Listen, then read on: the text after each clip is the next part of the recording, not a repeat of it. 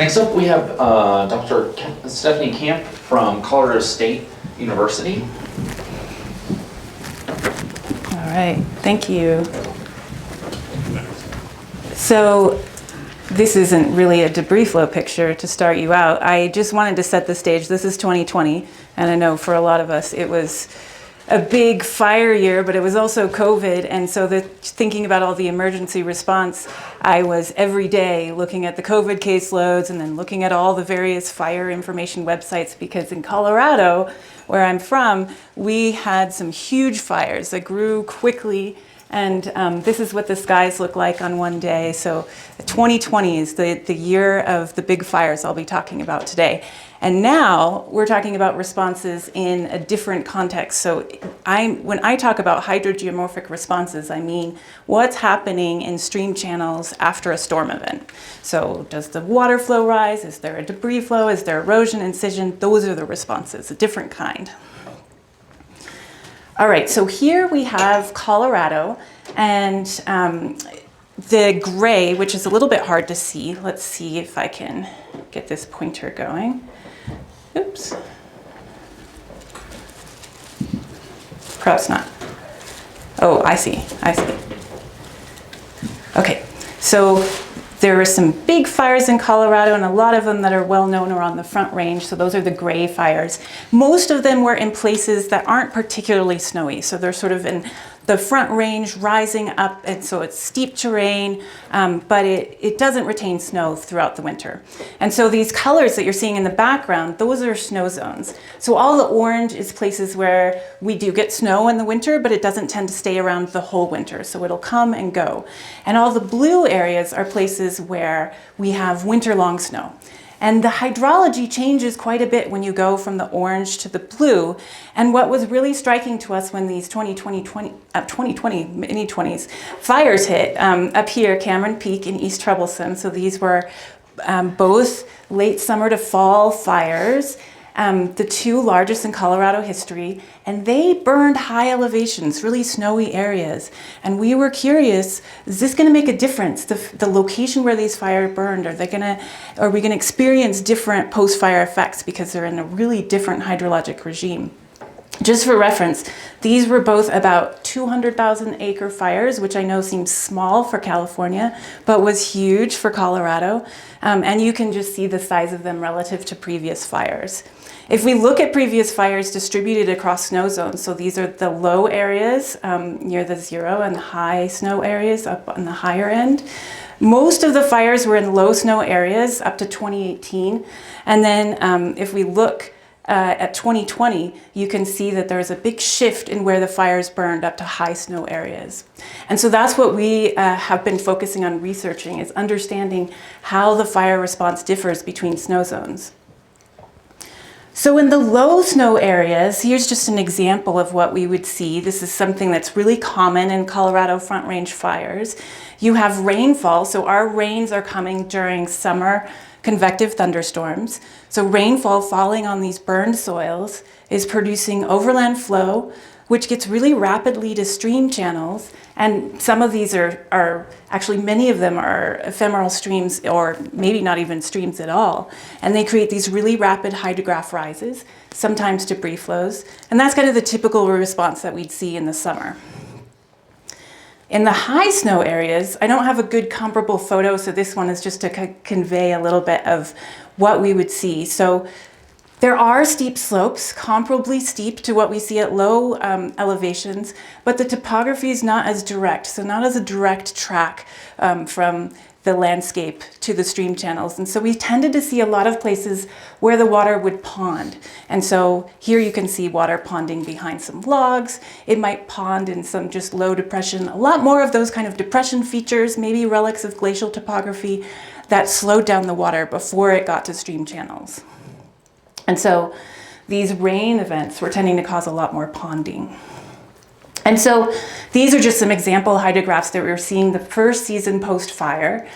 So again, paying attention to all the emergency response information. I was actively looking at what was then Twitter, looking for, whenever there was a warning or an alert. And then occasionally there were some flash flood warnings at high elevation, and mostly the flash flood warnings were at lower elevation. And at low elevation, those warnings tended to be really spot on. Rainfall would come, we'd see a rapid hydrograph rise within a few minutes to half an hour.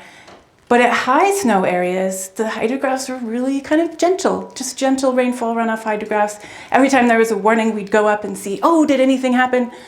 This is the scientist in me getting excited about big things happening. I realize that that's probably not how everyone feels, and so apologies for that reaction, but nothing really happened at high elevation. So we really didn't see very much in the way of the fast type of hydrograph response that was really common at low elevation. And so the question that we've been focused on is, does the post-fire response vary between snow zones? And based on what we were seeing, we hypothesized that yes, we were going to see faster and larger rainfall responses in the low snow zones. Several potential reasons for that. One, this is very common to hear if you're in the Colorado Front Range, is that there's higher intensity rainfall at lower elevations compared to high, and that's something that I'll be exploring in this talk. And then from a hydrology perspective, this goes along with the rainfall, but it could also go along with the features of the landscape, so that kind of straight formation of slopes versus more hummocky formation can also relate to the soils, but that there's more infiltration excess overland flow. So overland flow that's happening just as the rain falls and the water can't get into the soil at the lower elevations. So they're just shedding the water much more quickly. So zooming into the two fires that we're looking at, here we have Cameron Peak. So Cameron Peak is on the east side of the Rockies. It started burning up here at high elevation. I don't know how well you can see that, but it kind of hung out here at high elevation for quite a while. And then it just took some big runs, got bigger, and then went all the way down nearly to the bottom of the foothills by the time it was done. And these latter parts of the fire, the lower parts, were really rapidly growing. So living in this area, we already had a hydrologic monitoring network in place. So we were looking at the changes in hydrologic response between snow zones. So we had these little catchments that we were monitoring. Here's one that's unburned. Here's one that got totally fried. All our instrumentation gone, except a pressure transducer in the stream, which survived and was still working. Everything else totally melted or just gone. And then we had this one as well, and this one. So after the fire, we wanted to see how these streams would change, but also try to understand how the post-fire response would vary across these snow zones and would vary with other things like burn severity. And so we set up some additional catchments. So you can see this whole network of catchments that we are monitoring. This little cluster here is specifically to understand the effects of post-fire mulch. And so we had 6 catchments right next to each other. 3 of them got mulched after the fire, and 3 of them remained intact. Or in other words, no post-fire treatment. At each of these catchments, we'd have stream flow, and that's measured with a capacitance rod or a pressure transducer that's placed in the stream bed. And I just put this picture here so you can, I guess you can't see it very well, but the channels in this fire tended to be bedrock controlled, and that's very different from what we'll see in the other fire, the East Troublesome. Okay, so the East Troublesome fire. This we started again as a mulch study for Northern Colorado Water Conservancy District. And this one, we didn't start the year after fire, we started in 2022, so the second year post-fire. Again, we were trying to look across snow zones, so we had some high elevation catchments, and then we had moved down to middle elevation. And what you're not seeing are the catchment boundaries at low elevation. So high elevation catchments tended to look like this picture on the left, where they're in pretty wide valleys. So wide valleys next to pretty steep slopes. That's the general geomorphology of the catchments. Low elevation catchments, when we visited them, we realized, okay, there's no way we can put a sensor in there and have it survive. they all looked like this. They were just completely incised or just filled with deposited sediment. And there was nothing solid for us to anchor a sensor on. So in those, you won't be seeing the data, but we did have cameras to track what had happened. Okay, so let's look at these hypotheses about what was causing this higher rainfall runoff response at lower elevations. So first we'll look at rainfall intensity. So I know people work with different time periods of intensities here. So we basically calculate all the different intensities, so from 5 up to 60-minute intensity. And we tend to find a better relationship between 60-minute intensities and the rainfall runoff response. And so that's what I'm showing here. But we look at all of those intensities as well. And so these are all the events that caused some sort of response in the streams. And what you can see is that the low snow zone response there it goes. Did I press something? You just pressed it. I tend to do that. Actually, I think the battery died. Okay. Can you hear me if I just talk like this? Prefer a microphone. Okay. This one, yeah, and this one is broken. You know what? I have an idea. One of them is making noise. Yeah, that one is. It's dead. Let's take the batteries out of this one.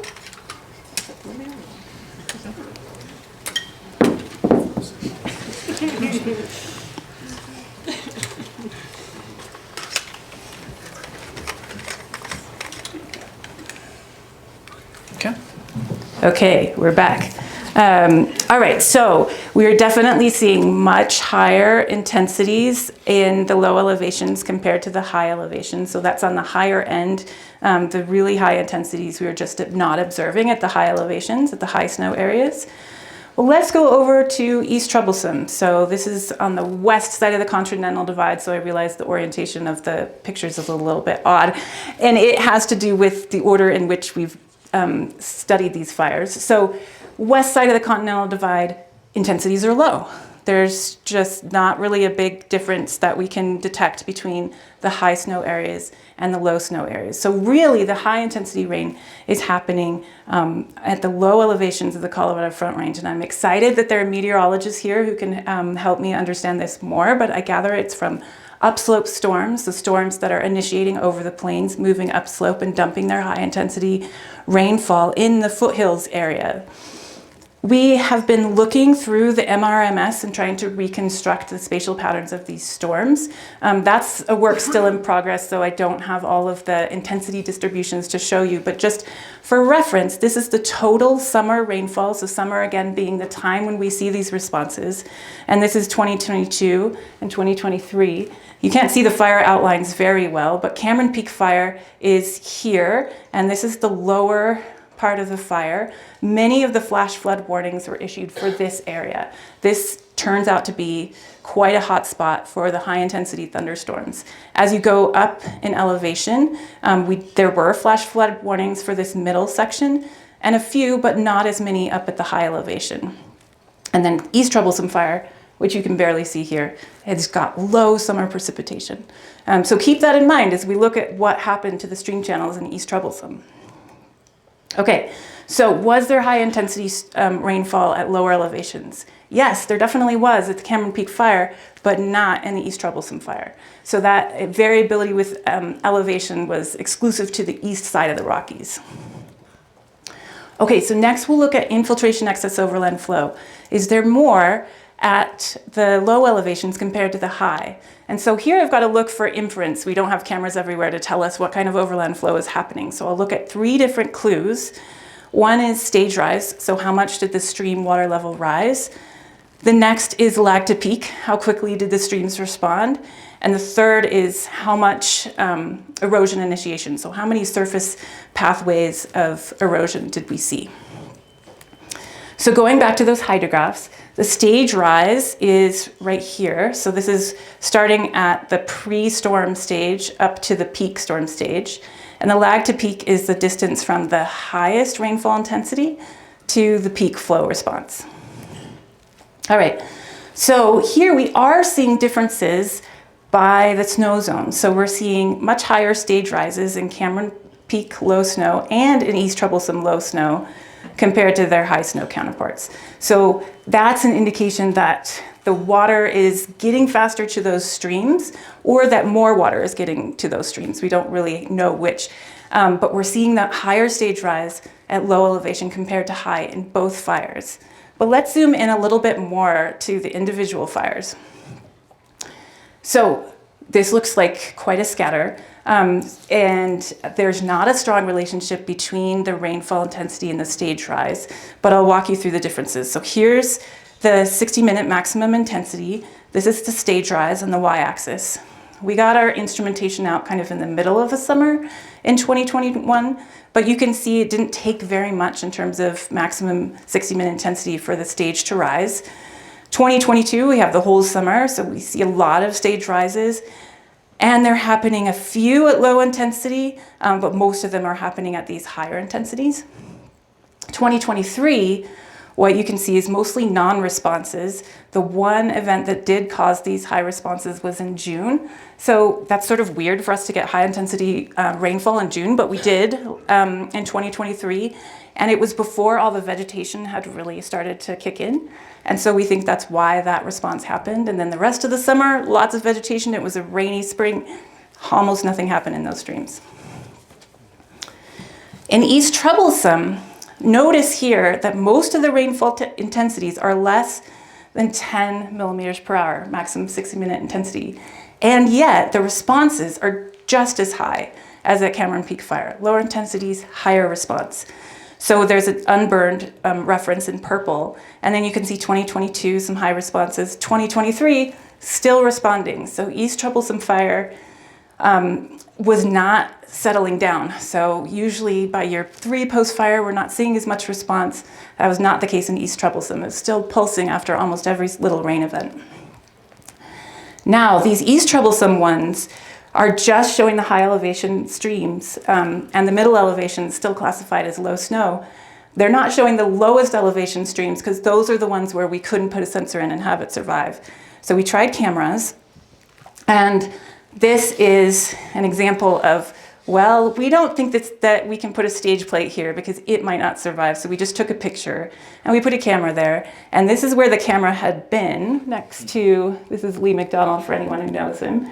Camera was there, and the first camera we put in after the very first rain event just got flooded. So the water rose, flooded the camera, just started taking all of the sediment away. So we moved the camera upstream, and this is kind of the story of the low elevation. Move the camera up, because it just kept like falling apart. All these channels are just eroding away. And that we have a hard time quantifying because we don't have a constant base level to compare to. And of course our cameras got flooded. All right, so our next clue, lag to peak. If we have a quick lag to peak, then that means the water is getting to the stream quickly. It's probably overland flow. And you can see that there are quicker lag to peaks. There tend to be at the low snow zone compared to the high snow zone. However, those lag to peaks, if they were truly just infiltration excess overland flow, we'd expected them to be on the low end. So a lot of them are longer than that. It means that we're probably getting not just really rapid overland flow, but maybe a mixture of flow sources that's getting to these streams. So there is an indication that there's more overland flow at the low elevation because of the lower lag to peak, but there's probably more going on than that. Again, in these graphs, you're not seeing the lowest elevations of East Troublesome Fire. That's where we had cameras. So this is an example of a big debris flow track. This is called Adams Creek.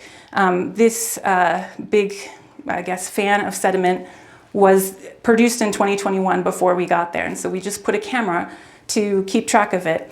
And the lags to peak were really fast at these camera sites. And so here you can see the lag to peak. So at 4:09 when this event started, and then this was the peak flow at 4:24. So really quick responses.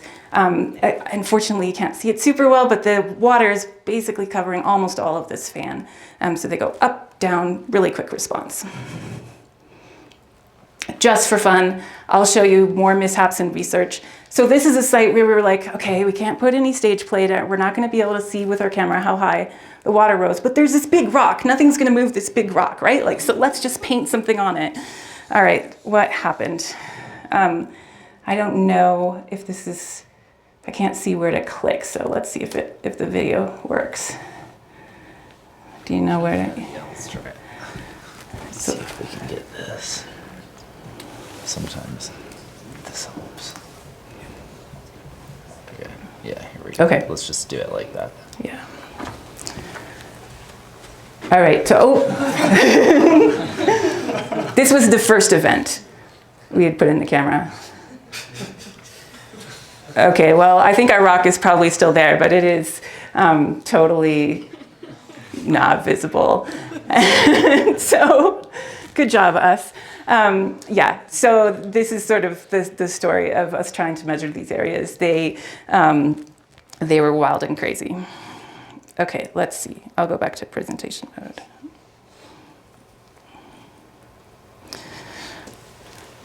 Okay. Oh, you get to see it again. It's fun. Woo!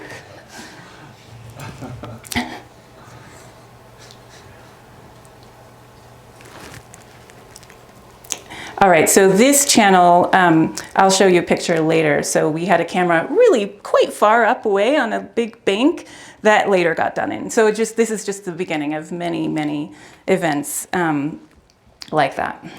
Okay, so third clue is erosion initiation. And again, I don't think you can see this very well, but this is an aerial photo from Cameron Peak Fire. You can see it better on this side, it looks like. And so you can see in high resolution air photos where these erosion paths begin. So these kind of heads of these channels. And so, you know, basically by tons of time looking at aerial photos, we've mapped these erosion initiation points from the air photos that are available. And in Cameron Peak, they tend to look like this, so it's definitely a substantial amount of erosion, but in East Troublesome, they tend to look like this, and I don't know how well you can see the difference, but they're just gouges, and they're all over the place. So Cameron Peak, same size fire, we're talking on the order of 1,000 erosion initiation points. East Troublesome, you know, many times more points. So let's look at the density of those points for the two fires. First, we are looking at Cameron Peak Fire, and we can see there's more erosion initiation at low elevation compared to high, which is what we would expect if there's more overland flow there. East Troublesome Fire, again, more low snow zones compared to high, but really notably, many times more erosion initiation points in East Troublesome compared to Cameron Peak. And the Cameron Peak air photos that we have go through November 2023. So this is 3 years of post-fire erosion. The ones we looked at for East Troublesome go through July 2021. So that was just like a couple of events of post-fire erosion, and there's that much more erosion in East Troublesome Fire. It's wild. Okay, so these are the areas at which these erosion initiation points started. So these are cumulative distribution functions. The solid lines are those at Cameron Peak Fire, and then the dashed lines are those at East Troublesome. And what basically this is showing is that the areas at which erosion is initiating is lower contributing area in East Troublesome compared to Cameron Peak. Okay. So we're trying to get further into this. Again, you can see it better on this side than that side, but we do have, for some of the catchments, repeat drone imagery from which we can use structure from motion to get the changes in topography. So then rather than just having the erosion initiation, we can start looking at the connectivity of erosion through these catchments. SFM proves to be problematic as the fire goes on because the vegetation is growing and we can't check deposition, so we're hoping we can move to drone-mounted LiDAR. Okay, so do we see more erosion initiation at low elevations and the other signs of infiltration excess overland flow? Yes, we definitely see higher stage rise at low snow zones compared to high. Lag to peak's not quite as definitive in terms of whether there's more overland flow at low elevation compared to high. But yes, there's definitely a difference between low elevation and high and erosion initiation. So for the purpose of this conference, I tried to do some linkage to debris flows I'd be interested in talking to you debris flow experts about whether what I found here is actually debris flows or you would classify them as something else. But what I did is I went along the major highways. So this is Highway 14 in the Cameron Peak Fire, and looked for all the places that had large deposition below. So where there's visible deposition below, and then delineated their catchment areas. So this largest one is the Black Hollow drainage. On my map, it actually says Black Hallow. Do you know if it's Hallow or Hollow? I think it's hollow. Yeah, I thought it was a typo, but it says Hallow. So this is a really unfortunate one, very huge. There were some houses at the base of this drainage that got hit by the debris flow. There were fatalities, lots of house material washed downstream, really tragic, large event. This is Highway 125 through the East Troublesome Fire. Not as populated, so probably not as well known in terms of what happened, but you can see that practically every drainage along this road had something big happen. So let's look at how these particular drainages, which compare to the overall what's happening in the fire. So here we're looking again at the density of erosion initiation points. And so the solid line is the average density for Cameron Peak Fire low snow zone. The dashed line is the average density for East Troublesome Fire low snow zone. You can see in East Troublesome Fire, tons of these little drainages produced a lot of sediment coming out, and they had really high density of erosion initiation points. Not as high a density erosion initiation points in the high snow zone, that's these blue points. And this right here, this point right at the average is the Black Hollow. So it's on the higher end of these drainages in terms of drainage area, but not on the higher end in terms of the density of erosion initiation points. All right, so wrapping up. Does the post-fire erosion response vary between snow zones? We found that yes, but the erosion actually varies a lot more between fires. So there's really a difference between fires that was more important. So rainfall intensity, high in the Cameron Peak Fire, but not as high in the East Troublesome Fire. Stage rise, in both fires, it was higher in the low snow zone compared to the high snow zone. Lag to peak, slowest in the high snow zone of the Cameron Peak Fire, but not a lot of difference in lag to peak elsewhere. Where we really saw the differences is in erosion initiation. Low snow zone in East Troublesome really blew everything else out of the water in terms of the amount of erosion initiation. So this is all very much in progress. Those of you who are thinking a lot about the research side of fire know that there are so many other things going on besides snow zone and different fire locations. And so we're doing mixed effects modeling where we take information on the topography, information on the geology and soils, the climate, the burn severity, as well as the vegetation recovery after fire, to look at how these responses vary, accounting for all these different components that may matter. And so we're looking at whether or not there's a response, these variables that I already showed you, as well as discharge in places where we have good rating curves, which is kind of not very common for us, and then the erosion initiation. I have no idea where I am on time because the time reset. We're about there, so yeah. I just have one more slide then. Okay. All right, so the call that I wanted to put out to this group is for those of you that are researchers to think about being strategic in where you research. I mean, obviously where there's a fire is where you're going to do research, but those places that burn in situations where we don't have a lot of measurements would be good places to target. So here I'm just showing a couple of examples from Cameron Peak and East Troublesome. One where there's deep soil, and so the soil processes are really important. One where the soil is shallow and the erosion is happening directly on bedrock. I took a quick trip up to up and over the divide to the Caldor fire. This is a granitic lithology, seems to be much harder. From what I could see, it does not erode as much as what we saw in East Troublesome, for example. And here's another granitic example from Spain. Just kind of holds together much better than other lithologies. So I would suggest that we should strategically monitor to capture climates that are undermeasured, lithologies, which seems to be very important and I think explains a lot of the difference between the Cameron Peak and the East Troublesome fire. Different soils as well as different topographies. All right, that's all I have. Thank you.